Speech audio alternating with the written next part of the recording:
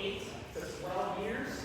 And then for 4 weeks, at the very end, it's topped off with sugar rolls in the barrel, giving you guys a nice sweet taste after every sip. Now, I want you guys to follow along with me with what we're about to do. I want you guys to pretend that this glass is your favorite meal at your favorite restaurant. Right? I mean, personally, some ribs, some mofongo, some churrasco, right? New York steak, all of that is my favorite meal. And I want to imagine myself that the waiters bring up the food, and the first thing that happens when you're seeing this food is what? You're yum, yes, yum, you're observing it, right? You're seeing it come to your table. So I want you guys to go on ahead and give it a quick swirl around your cup, and I want you guys to observe what it is that you have in your hand. And I want you guys to observe also the little leggings, as I like to call it, or the little drips that are staying consistent in the glass. When it's going down slow, that means it's a full-bodied spirit. When it goes down really quick, that means it's a light-bodied spirit. So I want you guys to know that as you are observing all the runs that you will be tasting after today. Also, that's step 1 when your meal's coming in, right? Step number 2 would be what? The smell, right? The smell comes out literally slam it, boom, right in front of you on your table. The first thing that happens is that smell. So I want you guys to go on and put your mask down, take a quick, and take it all in. You want to just smell it into your nostrils and all the way into your soul, ladies and gentlemen, right? You want to let this rum just course all over your body so you get yourself nice and loose and ready for today's mixology class. All right, yes.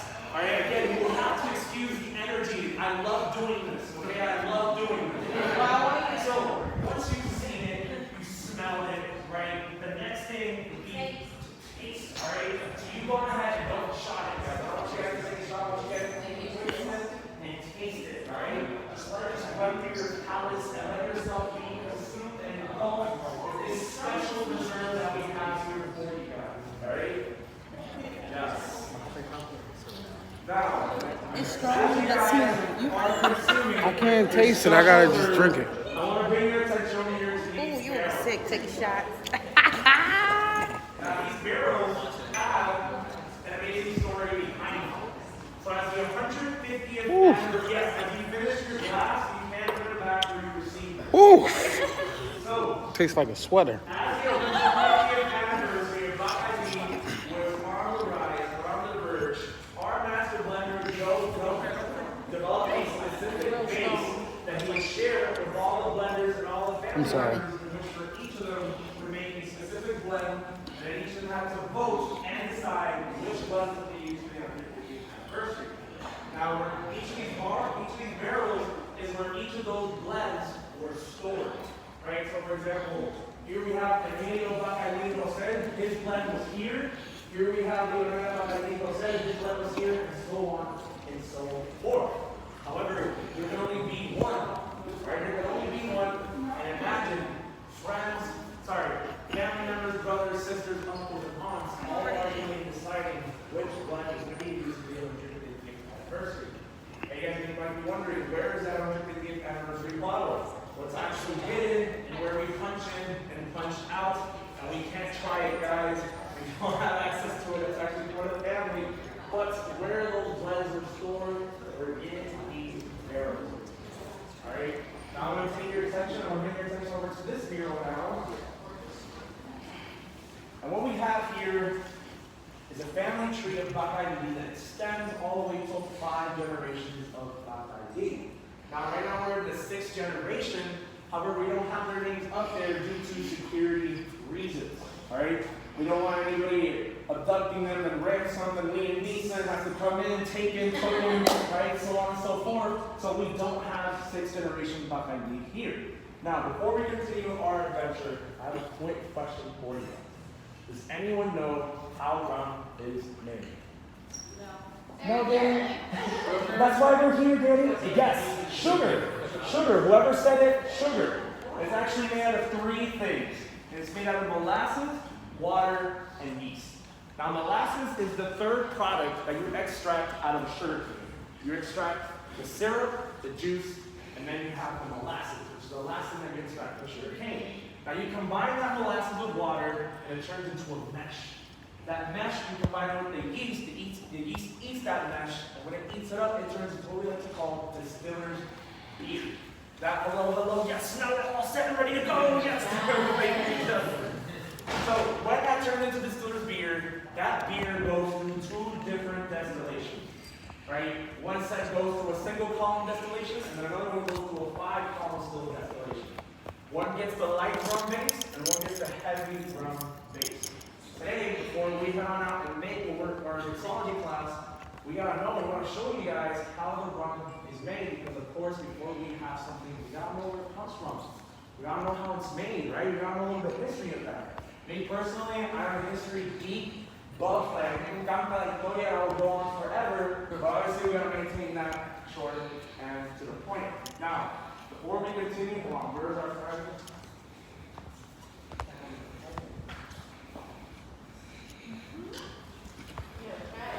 Here we take care of everybody, all right?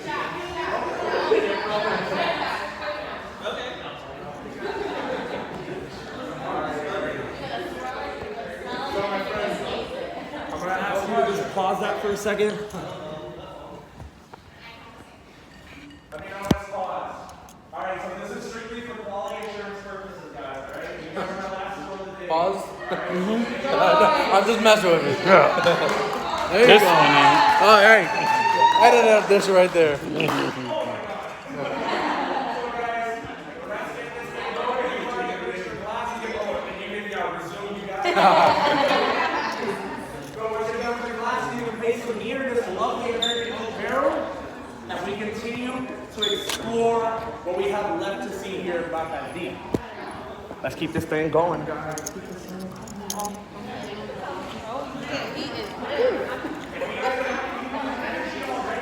If anybody wondering, this is a blog on YouTube. It's SMSVO TV.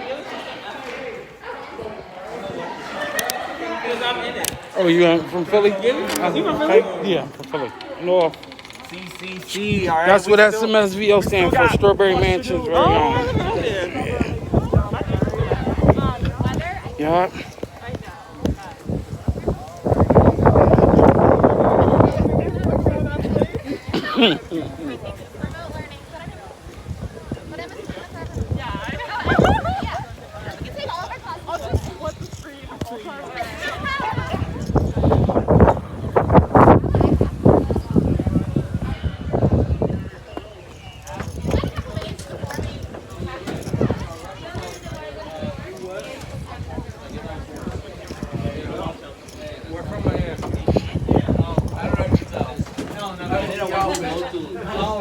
I'm having fun already.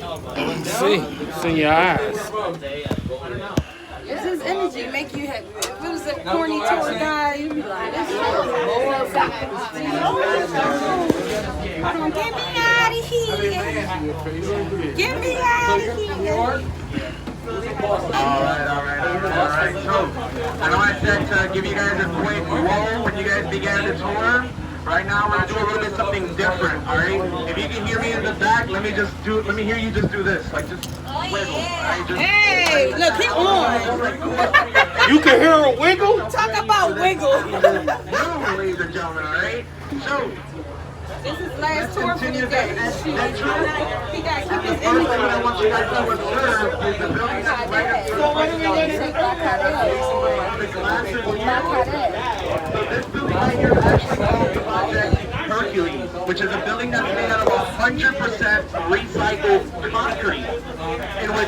In the second floor of this building, where you guys see those shutters, is actually where our master blender Joe Gomez works in the formulation of our rum. And now, the final container that you guys see here to your right-hand side is where we make our light-bodied rum, or light-bodied spirit, in which it condenses and evaporates through 5 different steps, and at the very end, what you get is 90% alcohol. Now, the column still that we have here to our right-hand side is where the agua ardiente is made, or heavy rum base. And where we get actually the flavor and the aroma, and the combination and the blend of these two go through a charcoal filtration system, and at the very end, what we have is Bacardi Superior. Now, the building that we have here to our right-hand side is called La Catedral del Rum, or the Cathedral of Rum. in which in the fourth floor of this building is where we store the original strain of yeast that dates back to 1862, ladies and gentlemen. It's actually hidden behind 3 security doors and a huge private security force to maintain it nice and safe and secure. And what we have here to our right-hand side of these containers is where the distiller's beer is made. When the water and the molasses come together, the yeast eats it and it turns it into distiller's beer. And then last but not least, the blue tanks that are to our right-hand side 18%. is where we store all of our molasses. We actually store 2.5 million gallons of molasses in each of those tanks. And we have 3 tanks, so yes, we do have a lot of molasses. And here we are at the visitor center where the party is very, very soon about to commence, ladies and gentlemen. So, as we're coming here to a full stop, be sure to exit the vehicle on the right-hand side, and I will see you guys inside.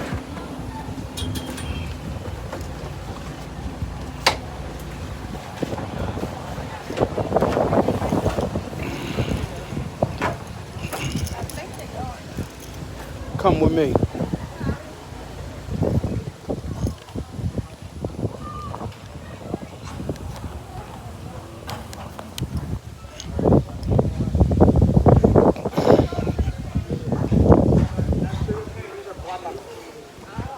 This is fresh sugar cane.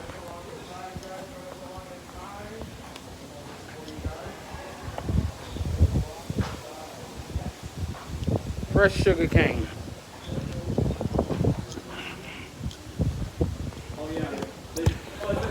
They did. Thank you so much, guys. I don't want to say it, but no. Thank you so much. All right, so this is a shout out for everyone who noticed that something happened. It's good bits. So I appreciate that from you guys. So welcome here to the Spanish courtyard, which is the construction that you guys see here is consistent with what you might find in the colonial era, or Taiwan, or Cuba. Now, when you walk in here, what's the first thing that you guys observe when you pass these beautiful iron gates? The back. The back! Yes, the back! Why is there a back in the middle of this courtyard, and why is it in all the labels, all the bottles that we use? I'm sorry? Yes. Why? Right? So, to begin with, the back is thanks to our founder's wife. Alright? And her name was Amalia. Now, I gotta give her a quick shout out, because without Amalia, none of this was possible. So our founder was actually one of his dreams was to actually have and run his own distillery. At the time, he was working under a guy named John Nunes. And he married Amalia, but she was a rich sugarcane plantation owner. Is what you guys call in the States as a sugar mama. Right? So he pretty much married her, and she was like, you know what, you're not working under John Nunes anymore. I'm gonna buy that factory from him, that distillery, it's gonna be yours, baby. Here you go. That's Oh, mama. Yes, and that is exactly what she did. Now, when she bought, right? Like, we should all marry a bunch of Amalias. So, yes. So, the thing is that when they bought that first distillery, Amalia noticed something in the rafters of the ceiling. And what she noticed was a colony of fruit bats. Now, bats in Cuba mean 3 things. It means good fortune, good health, and family unity. Now that makes sense, because when you're having a couple of drinks, it brings people together, right? Like, everyone's meeting at the bar, like some Bacardi, right? A little bit of that. So it all makes sense. And also, at the time, Bacardi was not very advertised. There was no Facebook, no Twitter, no Instagram, no MySpace, no Snapchat, High Five, no Club Penguin, no Twitch, none of that was, right? So it was actually very hard to advertise Bacardi around the world. And it was also, if you knew about Bacardi, it was also very hard to pronounce. So at the time, we just used it as a label so that people can just say like, hey, dame rum de mosquera, or give me the rum of bat. And to this day, you can walk into a bar and say, hey, give me the rum of the bat, and they'll know what you're talking about. And they'll tell you like, all right, what type of Bacardi do you want? All right? So, what you guys see here in this courtyard, you guys might just see murals, but what I see here is a rustic style PowerPoint presentation. And I want you guys to come over here at the first slide of this wonderful presentation that I set up in this wonderful laptop / computer / animation. Yes, for those of you who watched Matrix, we are in the Matrix, guys, all right? So, in this first slide, what's the first thing that you guys see? Old Christopher Colonizers, Columbus. I heard it somewhere, yes. So yes, colonizers, and we do have Indians, which is what I heard around here somewhere. These are actually called the Taínos that are under the Arabic people. And these are the Spanish government, and this mural actually depicts the second voyage the Spanish made here to Puerto Rico, which was in 1508. That's the government in the green. So this right here, I want to say this should be Juan Ponce de Leon. So he going to collect taxes. Not yet, but he was the first appointed governor of the Spanish government here in Puerto Rico, guys. All right? And he came here in the second voyage in 1508, and one of the things that they brought here in the Caribbean island was actually sugar. So sugar was not originally from the Caribbean island.